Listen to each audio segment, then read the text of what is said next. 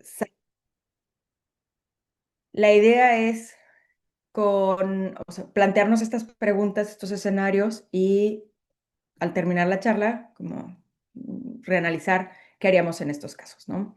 Entonces, caso uno es una femenina de 31 años con diabetes mellitus tipo 1 y acude para valoración prenatal. Se encuentra un nódulo de 1.5 centímetros que en radiología se describe como espongiforme, no hay presencia de ganglios y tiene una TSH de 2.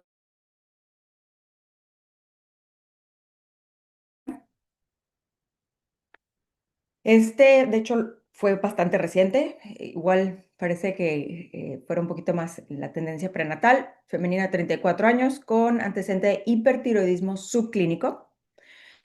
Y es valorada porque ella y su esposo les gustaría embarazarse en el siguiente año. Tiene un gamagrama tiroideo con evidencia de un nódulo hipercaptante. Sin embargo, a ella se le ha palpado una masa en cuello y ha ido aumentando de tamaño en el lapso de unos 2 años. Aproximadamente a la palpación, medio unos 3 centímetros. ¿Qué haríamos en estos casos? Y el último caso es un femenino de 62 años con diagnóstico de trastorno obsesivo compulsivo, perdón por las siglas al revés, en tratamiento con sertralina. Se le diagnosticó un nódulo tiroideo con medición de 1 centímetro en el 2017, que tenía una clasificación de Bethesda número 3. En el 2018 se le vuelve a hacer un ultrasonido y aumenta de tamaño a 1.5 y el resultado del BAF es Bethesda 3. ¿Qué hacemos en estos casos? Entonces, la definición de nódulo tiroideo es muy importante que especifiquemos que no es a la exploración, es exclusivamente el diagnóstico radiológico.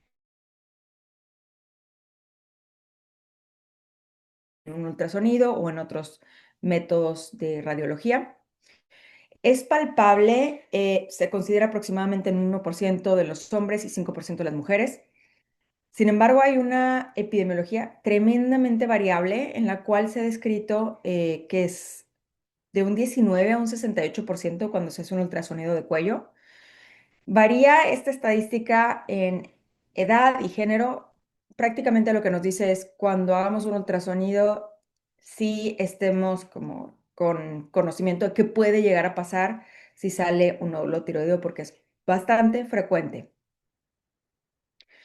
Se considera que la prevalencia en la población general suele ser del 4 al 6%, pero como mencionaba, pues en los ultrasonidos esta prevalencia es mucho mayor.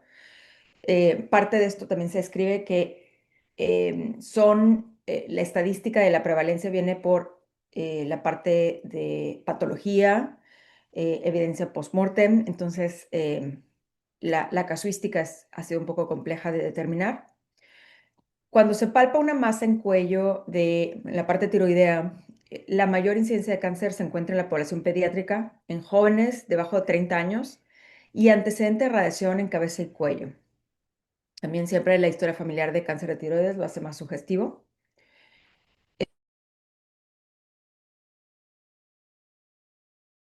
Incluir la presencia de cáncer de tiroides. Obviamente puede haber algunas otras cosas obstructivas, pero sobre todo es descartar que ese nódulo tenga tendencia maligna. Y el hecho de que hemos empleado muchas más herramientas radiológicas, pues obviamente ha aumentado su detección, por eso la parte de epidemiología ha cambiado.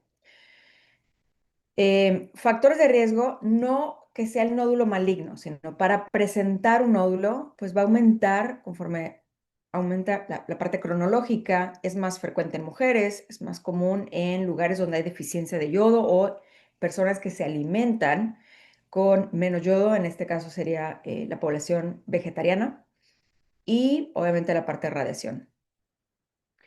Siempre que hagamos una historia clínica, los datos más importantes que hay que revisar es preguntar si han detectado un aumento en el tamaño, aunque sea subjetivo, pero más o menos saber cómo ha sido la evolución. Si han notado cambios en el tono de voz, lo cual pues podría estarnos hablando de afección también del laringio recurrente u otras estructuras. La presencia de tos, la cual puede ser por otras causas, pero siempre como herramientas bien importantes que anclar para decir, este nódulo trae estos síntomas sólidos, líquidos, y aunque es menos común, pero siempre pues preguntar por algunas cuestiones asociadas a los trastornos endocrinos múltiples. Em, me gustó esta imagen porque nos da un poquito de idea cuál podría ser la posibilidad de que un nódulo sea maligno. Lo dividen en mayor incidencia o menor incidencia de neoplasia maligna. Es más común en hombres, o sea, si vamos en esa escalinata, es más común en hombres que tienen más de 60 años, que tienen nódulos múltiples, obviamente que tienen un tamaño más de 2 centímetros. Y si se fijan en el lado izquierdo, bueno, derecho para quienes están viendo, también viene qué pasa cuando yo lo encuentro con esa masa con nódulos, perdón, ganglios linfáticos sugestivos, no reactivos, sino sugestivos de un proceso maligno.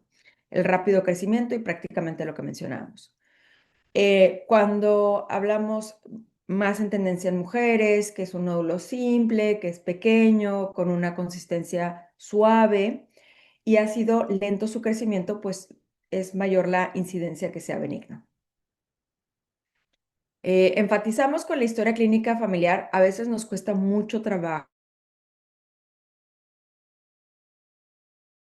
Es totalmente entendible.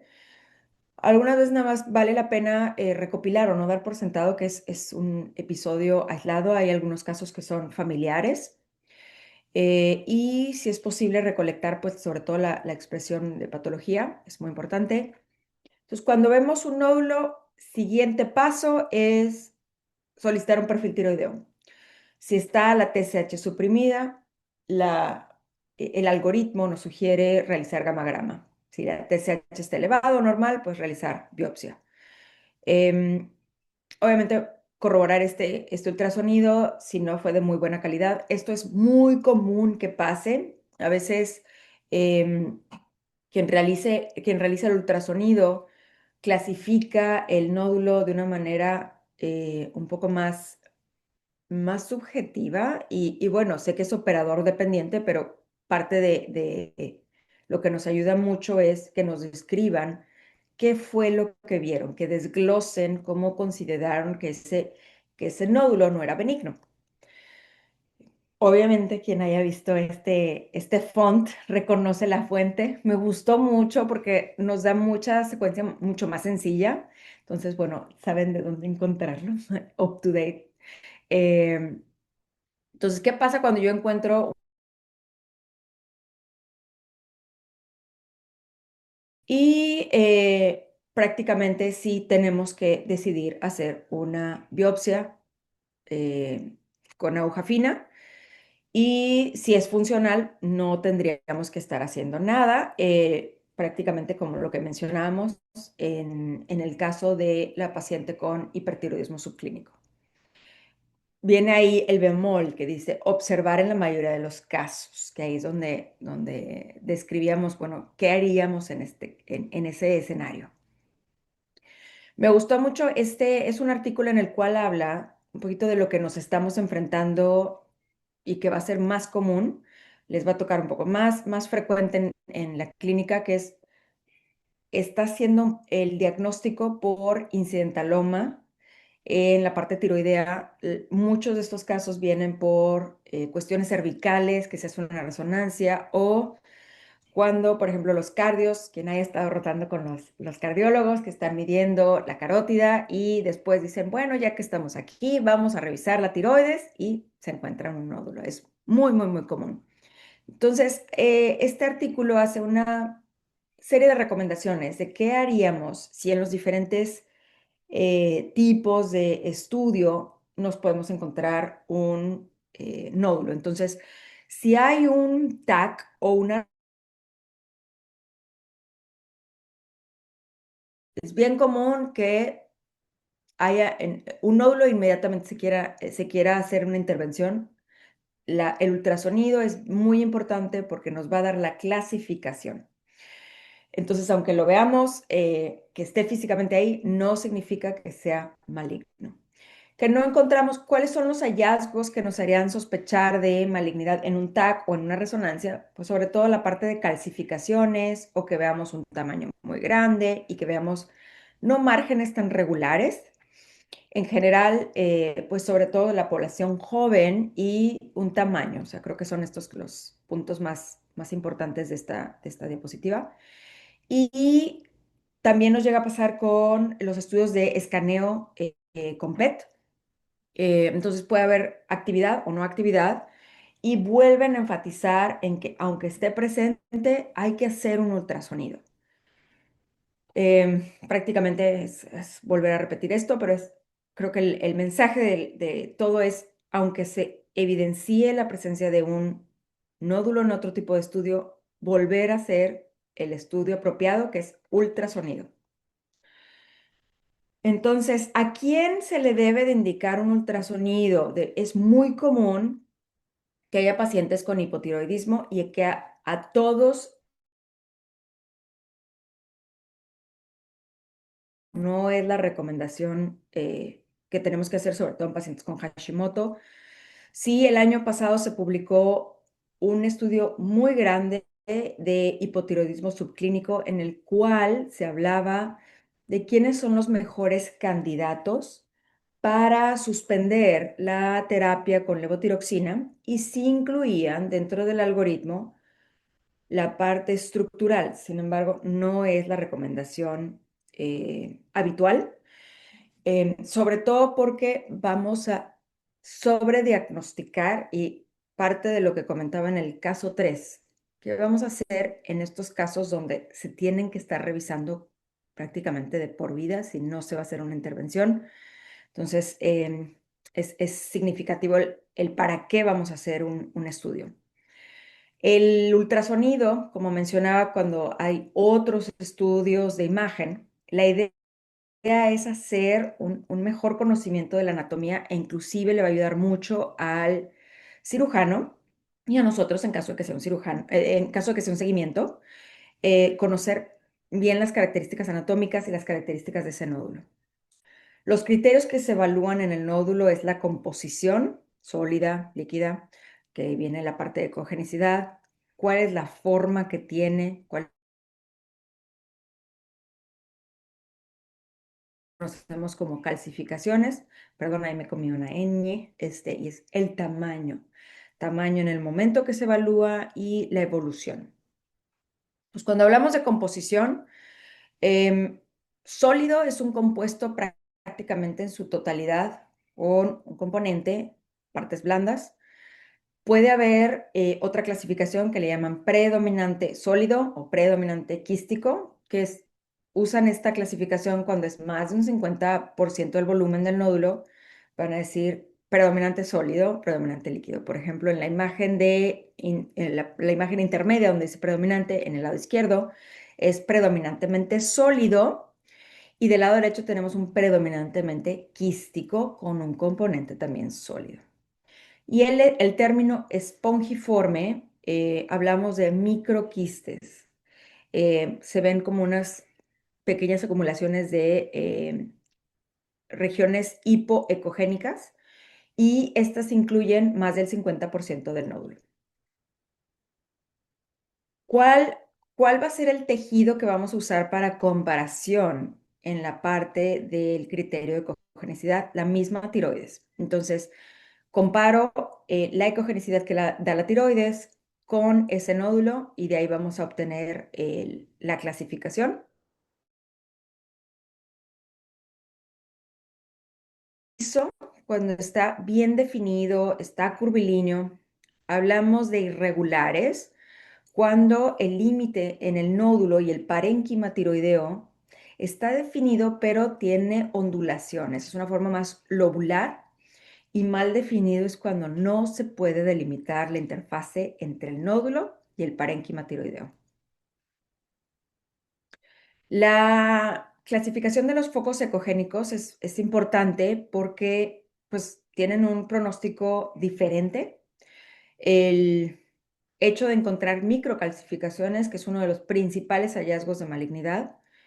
Un como tip que nos recomiendan mucho es una microcalcificación por el tamaño no suele generar una sombra acústica, suelen ser menores a 1 milímetro, comparado con una macrocalcificación que suelen ser mayores y sí da sombra acústica, como lo vemos en la imagen inferior, que se ve claramente esta como coloración un poco oscura, bueno, falta de coloración, que se ve color oscuro.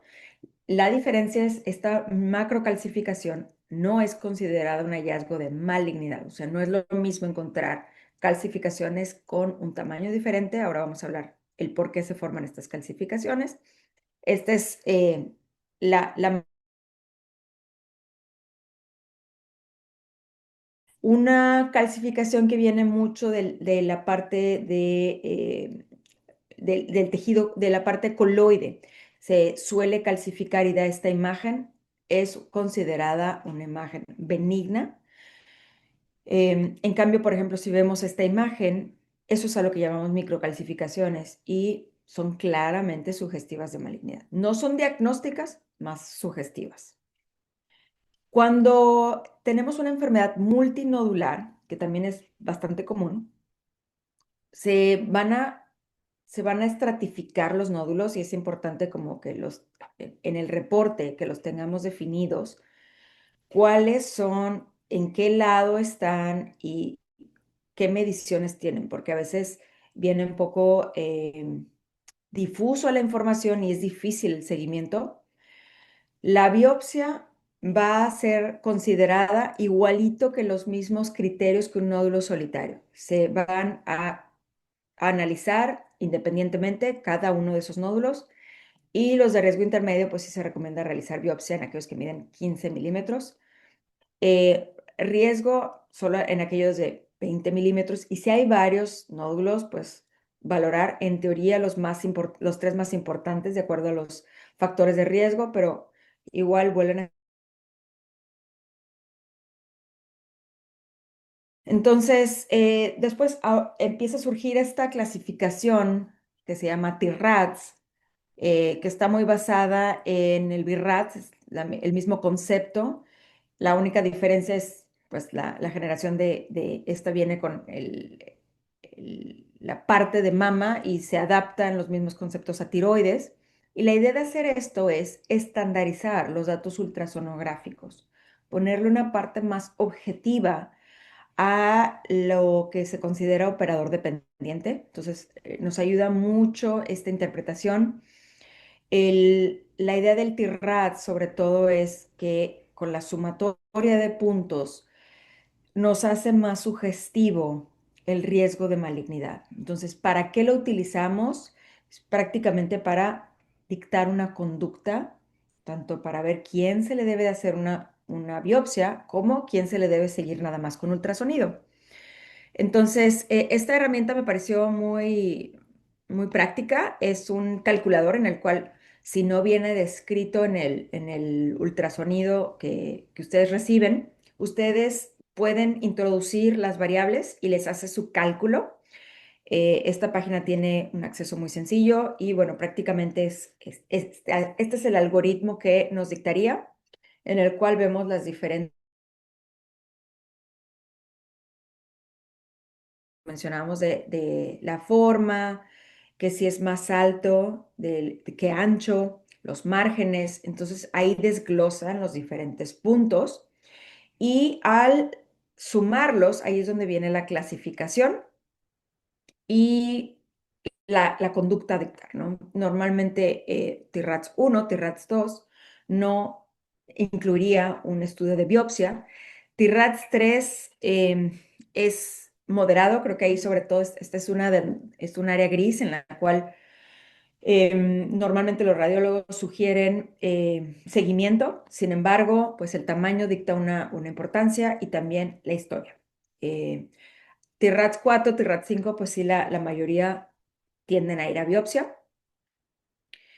¿Cuáles son los hallazgos que tienen mayor asociación con cáncer? Un nódulo hipoecoico, Lo que mencionábamos, las microcalcificaciones, los márgenes irregulares, que sea más alto que ancho y que haya con ese nódulo que esté acompañado de linfadenopatía sugestiva de neoplasia. Sugestiva de neoplasia, estamos hablando también de márgenes irregulares y que sigue también una parte de una cadena ganglionar. Muchas veces también sería ideal que nos incluyeran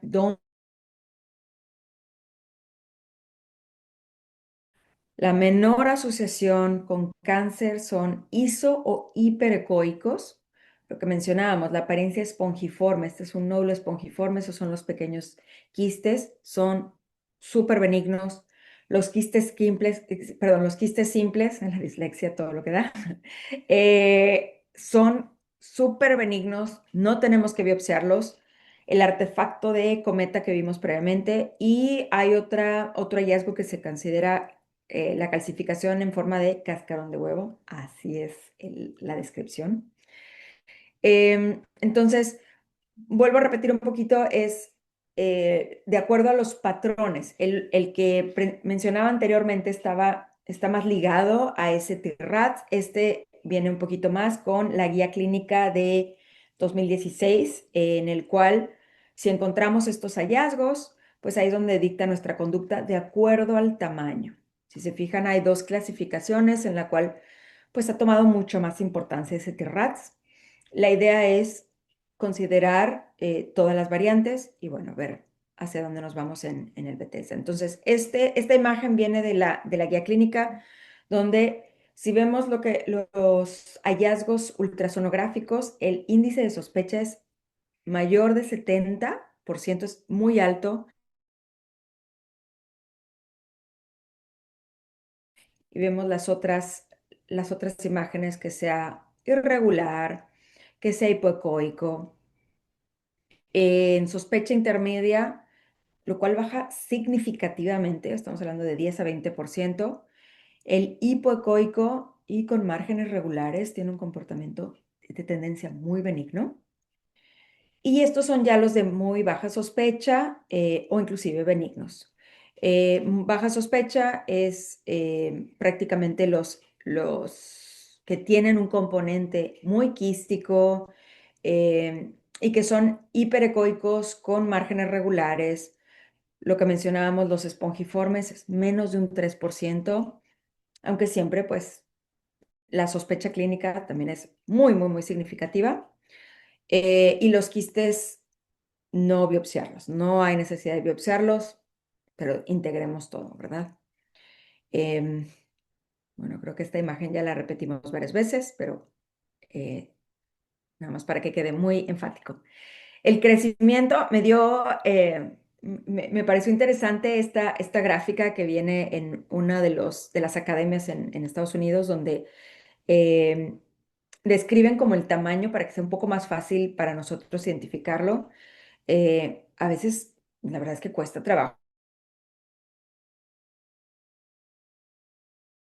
tratar de integrar aproximadamente, no es certero, pero nos ponen algunos objetos para el momento que nosotros realicemos una palpación, ¿qué sería aproximado? Entonces, em, uno de los detalles importantes es que si hay un 20% en el incremento de tamaño, cuando yo veo un nódulo y en el seguimiento aumentó 20% o un mínimo de 2 milímetros,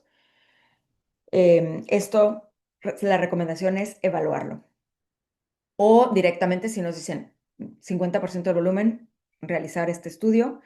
Si ya vemos que en el lapso de 5 años el comportamiento es muy benigno, la verdad es que en muchos de estos casos puede ya suspenderse la revisión.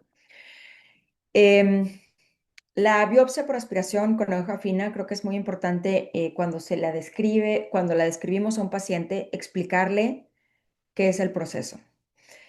Hay un estigma muy importante en la palabra biopsia. Biopsia tiene una connotación prácticamente de malignidad. Entonces, nuestro paciente, cuando le decimos hay que hacer una biopsia, pues explicarle por qué y explicar el proceso también ayuda a que consideremos cuánto va a tardar, qué esperar. No se requiere sutura, normalmente le explicamos al paciente, es con una aguja, con la misma que le tomarían los laboratorios, em, y que normalmente el criterio de la biopsia pues es basado en todos los criterios que mencionábamos previamente. En la idea es que no biopsiemos nódulos que miden menos de 1 centímetro, a menos de que tengamos una historia muy, muy, muy fuerte de un cáncer tiroideo o directamente la parte de radiación en cuello. No es lo ideal. Nódulos que miden menos de 5 milímetros no va a ser posible biopsiarlos, entonces también por eso viene el criterio del tamaño. Y Bethesda, la clasificación de Bethesda se le llama así por, bueno, pues, esta ciudad que está en Maryland, en donde están los institutos de salud, y donde la primera vez que se describe la clasificación de Bethesda iba hacia la parte del Papa Nicolau, con esta tinción cervical, y que posteriormente se adapta y se usa la misma técnica para la parte tiroidea. Entonces, la clasificación de Bethesda es un estudio citopatológico. Eh, la idea de esto fue evitar, entonces, es como estructurarlos para decir cuáles íbamos a biopsiar y cuáles tienen que retirarse.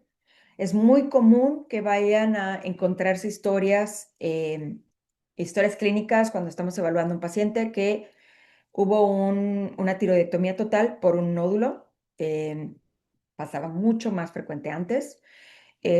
A retrospecto, pues nada más tratar de analizar, creo que la idea es distinguir cuáles sí tenían malignidad y si les describieron que era benigno, perfecto, ¿no?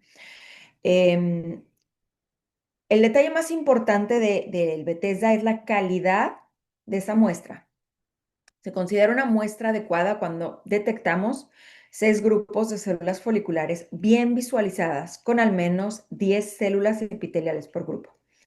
Idealmente, la biopsia debe realizarse, quien realice, ya sea endocrinología o radiología intervencionista, toma la muestra y que esté el patólogo en el momento de la biopsia para que analice esa biopsia y diga exactamente lo que está diciendo. Esta muestra es adecuada. No hacen el diagnóstico en ese momento, es nada más decir, esta muestra sí me va a servir, porque en muchas ocasiones puede tomarse una muestra.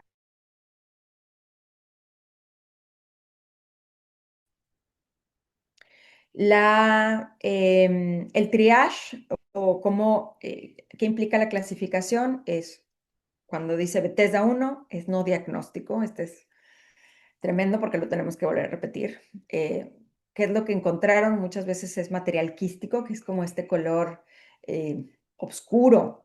Hay que explicarle también a los pacientes cuando en ocasiones se hace esa absorción de líquido, ven este como color chocolate y es como esto tengo yo en mi cuello. Hay que explicarles que eso es el material coloide para que no haya como mala interpretación. También cuando hay mucho sangrado, esa muestra va a ser muy difícil de interpretar, de hecho es inadecuada. Em, Cuando hablamos de benigno, es muy común estos hallazgos en una tiroides de Hashimoto, granulomatosa, un nódulo coloide o adenomatoso. Em, Atipia es una significancia indeterminada, ese es otro que también se queda como en un área gris. Tendencia folicular o 5 y 6, pues ya es una sospecha de malignidad. 6, ojo, es muy posible, es altamente sugestivo de malignidad, mas no es diagnóstico. Enfatizar que el diagnóstico se hace con la prueba histológica. Entonces, de acuerdo a la guía, ¿cuáles son los nódulos que debemos biopsiar? Un nódulo mayor a 1 centímetro, con un patrón de ultrasonido alto y moderado. Al de 1.5, pues es un ultrasonido cuando nos dan hallazgos de bajo riesgo. y cuestionable en nódulos mayores a 2 centímetros, por ejemplo, lo que mencionábamos, el espongiforme. ¿Qué se hace a los quistes? Nada, observación, no se debe de biopsiar, no, la posibilidad es extraordinariamente baja. Entonces, prácticamente el hallazgo de Bethesda, cuando vemos 4, que es el folicular, la tendencia o prácticamente el manejo recomendado sería la hemitiroidectomía. Aquí sí hay que explicar muy bien al paciente que cuando se habla de esta posibilidad quirúrgica, pues depende mucho de la expertise del cirujano, del patólogo que lo va a interpretar, o también algunos hallazgos que hayan encontrado durante la cirugía. Algunas personas realizan esta biopsia transoperatoria, bajo la cual hacen el criterio de decir, hago la hemitiroidectomía o tiroidectomía total. Actualmente la idea es quitar lo menos posible de tejido tiroideo, pues porque sobre todo y 6, la indicación es tiroidectomía total. Entonces, básicamente eso es lo que observaríamos.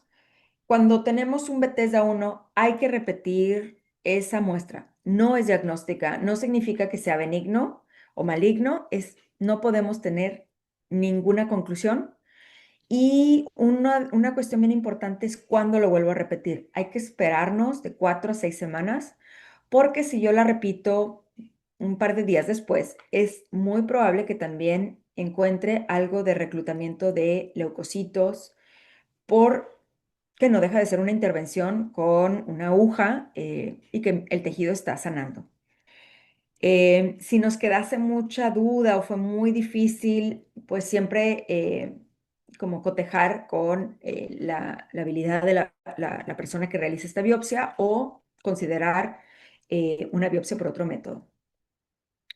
Esto es un hallazgo de la parte benigna, en la cual no vemos ningún grupo celular específico hacia hallazgos de nódulos hipercromáticos, una hipermitosis o estos famosos cuerpos de samoma. Esta es una tipia de significancia indeterminada.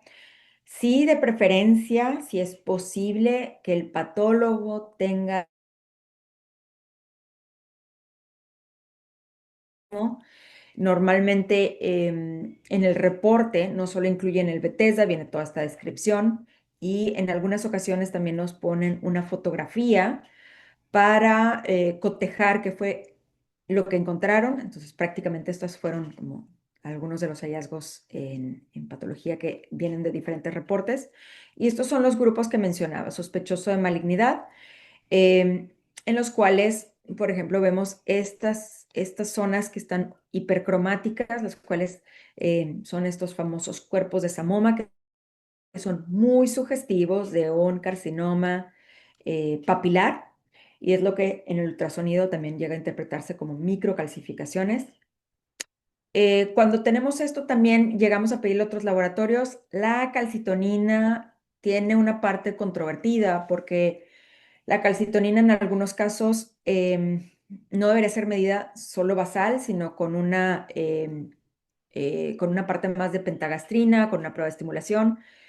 Pacientes donde sí puede realizarse es cuando ya tenemos detectado un diagnóstico de neoplasia endocrina múltiple, sí, como parte de un seguimiento.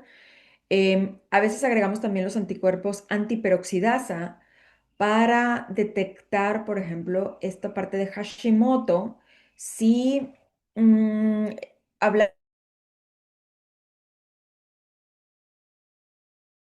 que se le va a dar a este cáncer papilar o folicular.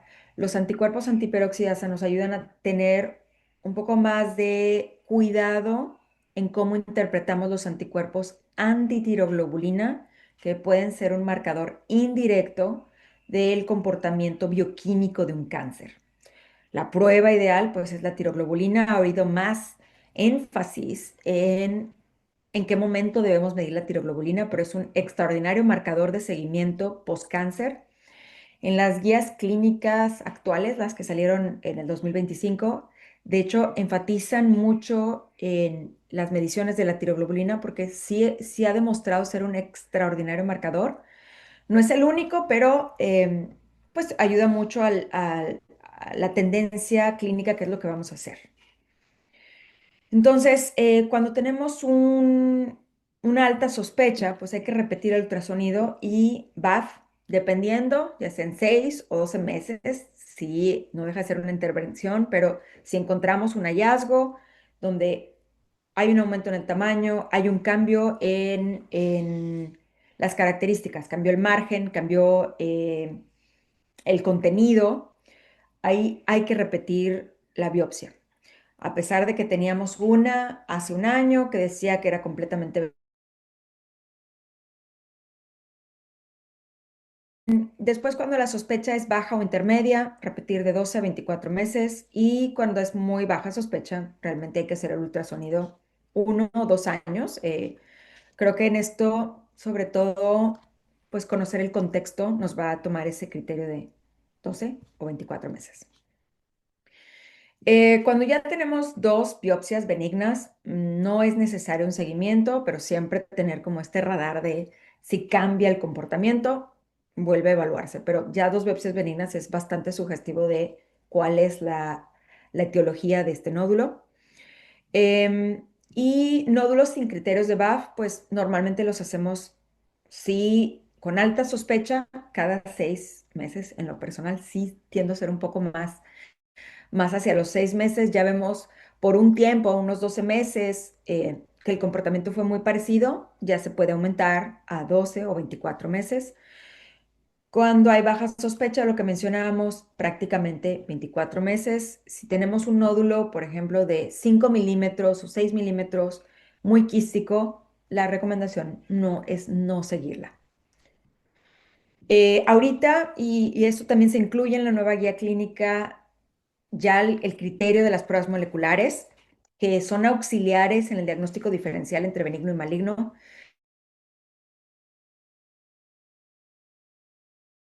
Datos a este grupo son los que tienen un Bethesda 3 y 4, donde el comportamiento es un poco incierto, donde el paciente y el médico tratante se quedan con esta duda de quisiera tener más información, más criterios para decir cuánto tiempo seguirlo. Em, Hay varios tipos, depende mucho qué es lo que queremos buscar. El ThyroSec, que ese sí lo tenemos en México, va más hacia la parte de ADN, perdón, ahí le puse DNA. Y él afirma que va un poco más hacia el mRNA. Em, Prácticamente van a revisar 5 clases moleculares: una mutación puntual, inserción, deleción, fusión genética, alteraciones en copia o alteración de la expresión genética. Prácticamente estos son los 3 genes que solemos como cotejar o que tienen una muy importante validación, el famoso BRAF, TERT y TP53, este oncogen muy conocido. Y lo importante también es que tampoco es diagnóstica, es interpretación de sugerencia hacia dónde tendría que tener mi tratamiento, si más quirúrgico o de observación. Hubo un estudio muy interesante en el cual hicieron como la efectividad. Esto también ayudó a que en las guías clínicas actuales, pues ya se considere mucho este estudio. Prácticamente la idea es tener una evaluación más clara, obviamente para la decisión individual, pero a posteriori nos va a ayudar mucho. Viene la tendencia extraordinariamente fuerte. Em, Cosas no tan positivas de este estudio es que tiene un costo bastante alto. Esperemos que conforme vaya avanzando este tipo de técnica, pues vayan bajando más los costos para que sea mucho más sencillo en la realización, que tengamos diagnósticos no solo citopatológicos, sino moleculares, porque inclusive hasta el tipo de tratamiento podría variar. Entonces, nada más para recopilar, ya que tienen toda esta información de los nódulos, pues vamos a repasar los casos que se vieron en consulta. Esta femenina de 31 años con diagnóstico de diabetes tipo 1, que tiene un nódulo de 1,5 y que fue diagnosticado como espongiforme, sin ganglios, TSH en 2,3. ¿Alguien que quiera decir qué le gustaría hacer? La biopsiamos, la seguimos. Nada, ninguna de las anteriores. Bueno, en realidad es espongiforme, entonces, pues no tenemos que hacer más que seguimiento. Creo que en lo personal lo que haría es a los 12 meses, 12 o 24 meses, nada más volvemos a repetir el ultrasonido. Ponga la parte prenatal porque también en ocasiones la tiroides, bueno, es muy común que durante el embarazo tiene una parte trófica, cambia de tamaño, entonces también nos puede generar un poco más de ruido y el anticiparnos en ocasiones pues nos ayuda mucho a conocer la tendencia, a darle tranquilidad a los pacientes. Eh, este fue un caso muy reciente que lo analizamos en conjunto. La verdad es que es muy importante el trabajo en equipo porque nos retroalimenta. En lo personal, radiología, el cirujano, nos gusta mucho estar como en comunicación para tomar esta decisión. Esta paciente acudió a consulta con un hipertiroidismo subclínico. La verdad es que mínimamente sintomática. A estos pacientes normalmente no se les da tratamiento, pero ya estando con algo de síntomas, pues sí se deja la sugerencia de tratarlo. El detalle es que, y estaba muy determinado con el gamagrama, pero aumentó muy considerablemente de tamaño en un lapso de unos 24 meses. Se palpa, la paciente es muy exquisita, entonces fue muy fácil la palpación, es muy claro ese nódulo. Aproximadamente yo consideré que medía unos 3 centímetros. Cuando se hace el ultrasonido, fue un Bethesda 5 y pues es estos casos donde hay que considerar la parte donde viene la clínica. Si se fijan, la gráfica o el algoritmo este que venía en UpToDate es TSH suprimida con gamagrama muy claro, no se le hace nada, o si hay consideraciones. Este es un caso que sí decidimos biopsiar. Lo platicamos porque realmente está el diagnóstico de la posibilidad de malignidad en un nódulo con estas características es extraordinariamente raro, pero no es cero. Entonces decidimos biopsiarla. Afortunadamente fue una biopsia benigna, lo cual pues nos quedamos con tranquilidad, pero si es un nódulo que ha crecido mucho, eventualmente pues si ya mide más de 4 centímetros se puede considerar retirarlo, pues sobre todo por la parte obstructiva. Y es uno que es muy común. Pongo esta parte del trastorno de obsesivo compulsivo, pero no porque sea una comorbilidad hacia el nódulo, es porque también el nódulo o el seguimiento tiene un impacto emocional en muchos pacientes. Entonces, este paciente crece ese nódulo, se vuelve a biopsiar, tenemos ya dos en la parte intermedia. Bueno, ¿qué hacemos? Y esto no necesariamente tiene que haber no hay una respuesta correcta, es una respuesta en contexto que es muy importante tomar en cuenta y hacer esta decisión compartida con los pacientes, porque esta paciente cada vez que tiene el ultrasonido sufre tremendamente, tiene cuestiones de ataques de pánico, o sea, eh, a qué grado implica el seguimiento, sí, para hacer un diagnóstico, pero pues ver todo este contexto, ¿verdad? Hemos platicado con esta paciente, lo hemos platicado junto con el cirujano y pues sobre todo tomar una decisión compartida de calidad de vida, riesgo y calidad de vida.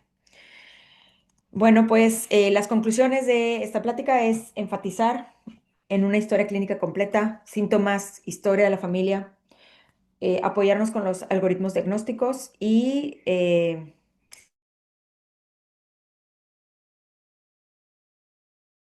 Y esta parte me llamó mucho la atención, sin necesariamente cambiar la sobrevida, porque tiene una tendencia muy benigna, pero no es, aunque tenga una tendencia de buen pronóstico, no significa que la comorbilidad no tiene un impacto importante, es significativa. Y desgraciadamente, sí hay pacientes que tienen muy mal pronóstico. Y pues ya prácticamente creo que a muchos de ustedes les va a ir tocando más y más esta tendencia a hacer ya diagnósticos moleculares. Encantada de escuchar dudas, preguntas o algún detalle.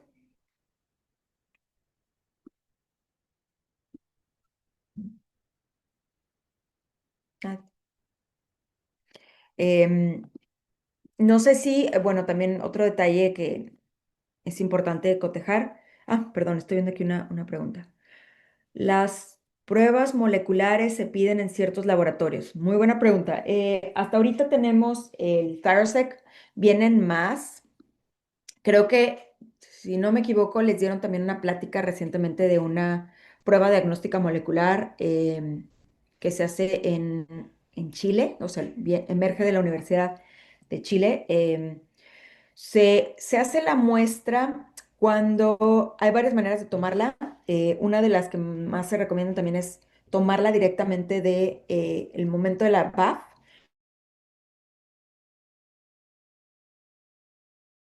un tubito con las características que se llenan.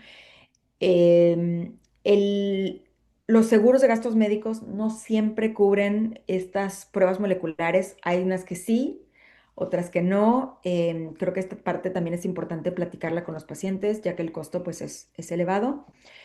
Puede también algunos de estos realizarse vía sangre, entonces también esto no todo el tiempo es solo al nódulo. Em, Ok, BAF más prueba molecular. Perdón, no encontré la pregunta. Si se recomienda hacer siempre BAF con prueba molecular.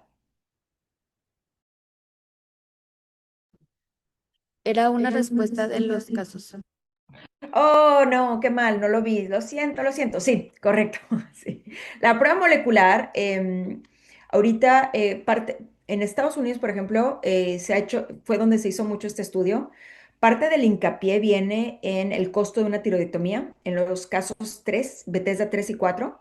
Entonces, efectivamente, esto sería lo ideal. Sí, la prueba molecular, le damos mucha tranquilidad y ya se aterriza más el tema. Sin embargo, cuando damos ese porcentaje, siempre es muy común que nos digan, bueno, y esto significa que no me puede dar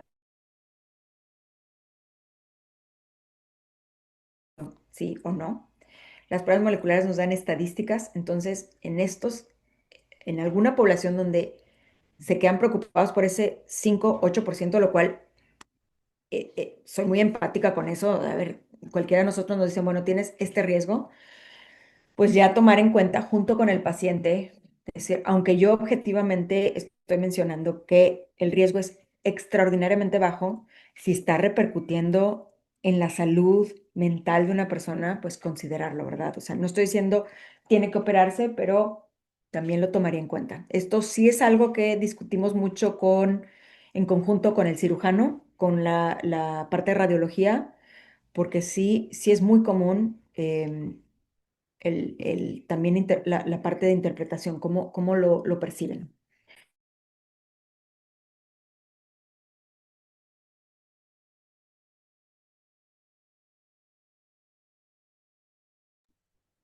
No sé si haya alguna otra pregunta, duda.